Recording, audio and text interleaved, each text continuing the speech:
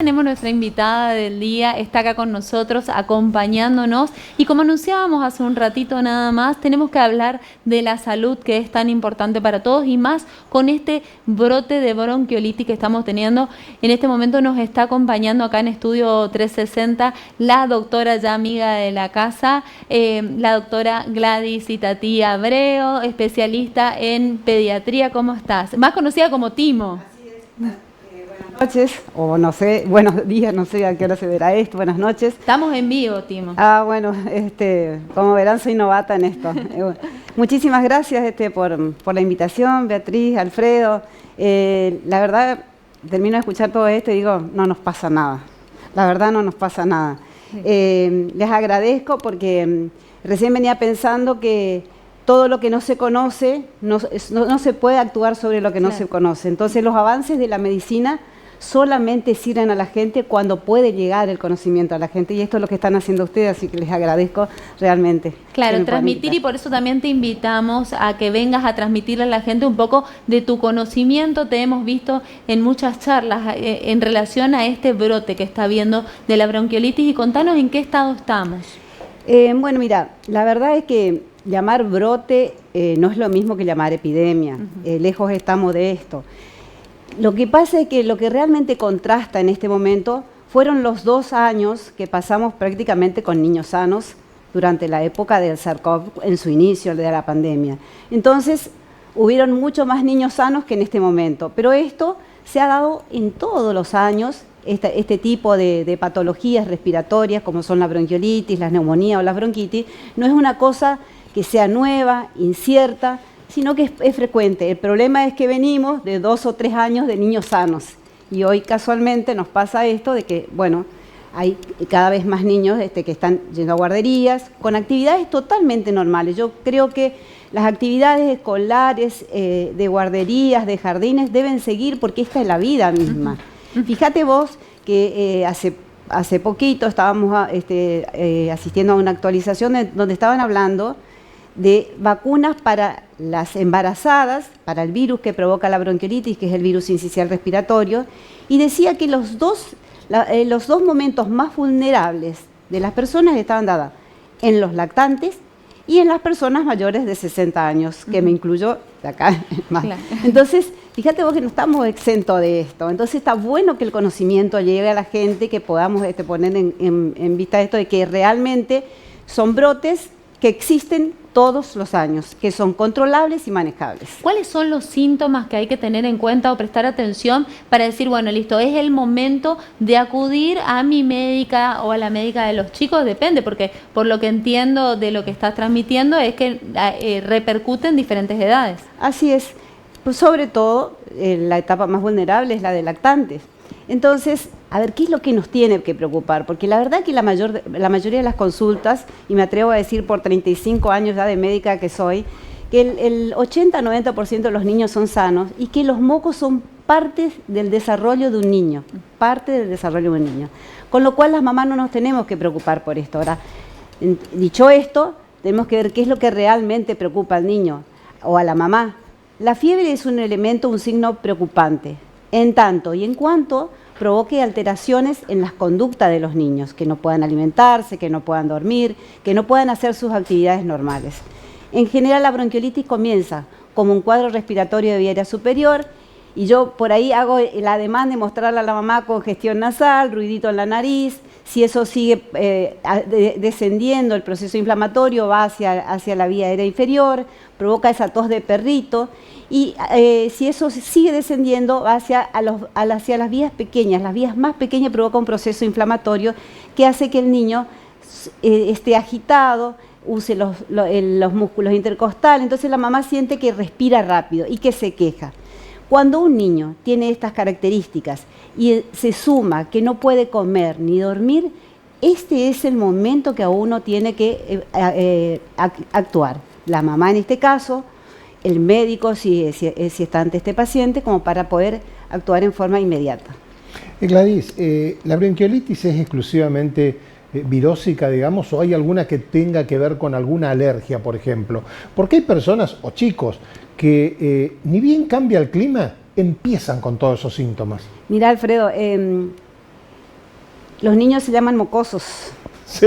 Por eso Porque es le la edad del decimos moco. mocoso. Muy bien. Ahora, hay diferentes nombres. La bronquiolitis está definida como un proceso inflamatorio de la vía aérea inferior que es de características virales y que se da, es el primer episodio, es una de las características, el primer episodio en lactantes menores de 1 año que hacen como un cuadro obstructivo. ¿Y por qué te digo esto? Digo esto porque difiere mucho, a las mamás les preocupa mucho el asma bronquial, el broncoespasmo. ¿Es un asma? ¿Es una bronquiolitis? Son totalmente diferentes. Y es muy importante esto porque ahí viene el tratamiento.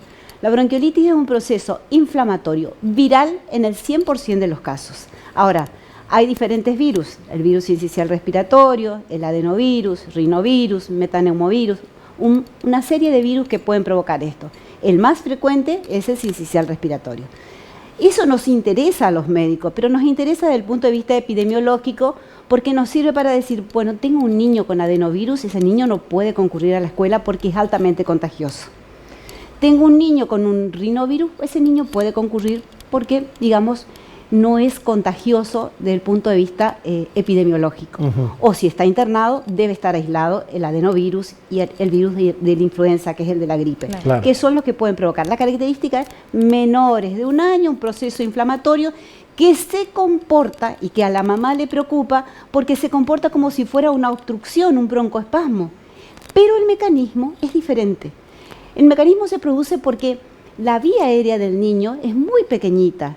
Entonces, se produce un proceso inflamatorio que hace que las células se hinchen, formen moco en la luz del bronquio y eso hace que se tape el bronquio. Entonces el chico se agita, pero porque no puede hacer entrar el aire por la ocupación de moco en las vías aéreas. Entonces el tratamiento difiere al del broncoespasmo. Creo que ustedes son papás, mamás, y bueno, habrán visto alguna vez el broncoespasmo, dice, bueno, le damos salbutamol, le damos corticoide. Esta es la gran diferencia de la bronquiolitis. La bronquiolitis se produce, de vuelta digo, un proceso inflamatorio, y esto va para las mamás, que hace que un tapón de moco obstruya las pequeñas vías aéreas y provoque dificultad respiratoria. El tratamiento es humidificar las secreciones, kinesioterapia, mover eso para que el moco no tapone los pulmones. Claro. Pregunto, en este momento, cuando hablamos de esta brote que está habiendo, que podemos decir también un poquito que es por el cambio de clima y demás, ¿están habiendo casos que lleguen a ser graves de bronquiolitis o están controlados? Sí, no. Yo trabajo en el Hospital Juan Pablo II. Nosotros tenemos una unidad de terapia intensiva con 15 camas. Trabajo en una institución privada también. Y lo cierto es que estamos teniendo niños con bronquiolitis. ¿Y cuál es la característica más importante? La prematurez, el antecedente de prematurez, el antecedente del niño pequeño. Y esto está claro que es un poco por la inmunidad y otro poco por la vía aérea pequeña que tienen. Son pulmones muy pequeñitos, con vías aéreas muy chiquititas y que tienden a taparse rápidamente. Entonces tenemos niños de 1 mes, 2 meses, 3 meses, algunos con antecedente de prematurez que pesan 3 kilos, 4 kilos, 5 kilos y que están en asistencia respiratoria mecánica. Es la característica más importante y es un antecedente muy importante, la prematurez. Las enfermedades del corazón, las cardiopatías congénitas, las enfermedades pulmonares que se llaman displasia broncopulmonar, prematuros que tuvieron mucho tiempo en respirador, hacen que estas enfermedades sean mucho más graves que en niños sanos, sin antecedentes. ¿Y pueden derivar en complicaciones fatales? Tiene una alta posibilidad de muerte. Fíjate vos que las patologías respiratorias en niños constituyen la tercera causa de muerte en niños menores de 5 años. Imagínate vos un pequeño de 2 años, nosotros ahora tenemos 5 o 6 pacientes que tienen 3, 4 kilos con el frío. Y lo otro importante que también hay que recalcar es que no todas las personas tienen la misma accesibilidad económica, no todos tienen una vivienda adecuada. Claro. Entonces las mamás hacen lo que pueden. Ahora, nosotros tenemos el deber de educar. Y una de las cosas que yo quiero resaltar en esto es un poco el que podamos asistir al médico en los hospitales, en las salas periféricas, en la atención primaria, en los CAP, en los SAP, para que no haya uso y abuso de medicación. Uso y abuso de medicación. Uso de coberturas antibióticas que no se necesitan, uso de corticoides que a largo plazo provocan problemas en los niños, uso de broncodilatadores como el salbutamol que se dan los asmáticos, porque lo otro, Alfredo, es que existe otra entidad que se llama bronquitis obstructiva del lactante. O sea, son niños que cada tanto hacen cuadros obstructivos, que no tienen nada que ver con la bronquiolitis. Y eso probablemente sí merecen este tipo de tratamiento. Por eso es que es importante en la consulta poder discernir bien dónde estoy parada frente al paciente como para poder hacer un tratamiento adecuado. Y por sobre todas las cosas, yo creo que el amor más grande que nos pasa en la vida no son los maridos ni las esposas, son los hijos. Entonces, yo no creo que haya ninguna mamá que pueda querer algo diferente. El desconocimiento de las patologías en que uno pueda obrar en forma inadecuada. Doctora, ¿podemos decir que podríamos prevenir esta enfermedad o todas estas enfermedades respiratorias volviendo a lo que teníamos en la época de la famosa pandemia, que no fue hace tanto tiempo, en la época del COVID, usando los barbijos? Mira, la verdad que no creo que sea necesario, que puede hasta crear un pánico, un escenario diferente. Pero sí creo que se puede hablar de otras cosas, la lactancia materna, las visitas que se hacen a los recién nacidos o a los lactantes de personas mayores que pueden sí estar portando algún tipo de virus que en ese momento no provoca ninguna enfermedad en esa persona, pero que pueden transmitir a un niño. Entonces, si van a visitar a un niño recién nacido o con pocos días de vida, en esos casos yo diría, pónganse el barbijo, alcen a sus nietos, abrácenlos, pero con barbijo. Claro. Y sobre todo evitar el hacinamiento, el lugar de estar amontonado a las personas, porque es en esos lugares donde se contagia. Se contagia a través de las manos, a través de los mocos. Y eso es lo que uno tiene que evitar. Yo, la verdad, no estoy tan de acuerdo con los barbijos, pero sí en situaciones específicas. Sí en situaciones específicas. Un recién nacido, que estuvo mucho tiempo internado, que se le da el alta y que la abuela, el tío, la tía quieren conocer ese recién nacido puede ser visto a través del uso de barbijo, porque la protección lo único que tiene en ese momento, es una inmadurez inmunitaria que tiene el niño, al igual que el adulto mayor. Eso del uso del barbijo es casi una cuestión de educación social, digamos. A ver, los japoneses se sienten resfriados y ellos salen a la calle con barbijo. Sí. O hay muchos que tienen la costumbre, van a subir al subte, se ponen el barbijo, salen del subte y se lo sacan. Yo hoy, Alfredo, no hago mi consultorio sin ponerme barbijo. Y es una forma de proteger. Y es una forma de proteger, no solo a mí, sino a los chicos, claro. A los chicos, a las mamás. Y de alguna forma estás instando a ver el uso del mismo.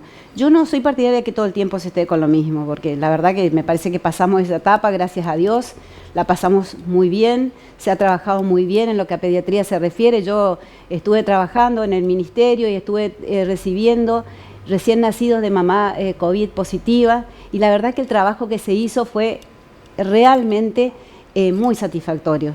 Se trabajó con mucha responsabilidad y tuvimos la posibilidad de que haya muchos niños que puedan estar con vida y mamás que perdieron su vida. Entonces, responsables. Claro. Tal vez hubieron medidas que se exageraron, pero esas exageraciones ayudaron a salvar vidas. Yo creo que se trabajó, en lo que a mí refiere en la parte pediátrica, espectacularmente. No creo que haya habido ningún error. A lo sumo, como vos decías, Alfredo, probablemente en más, pero en más no daña a nadie.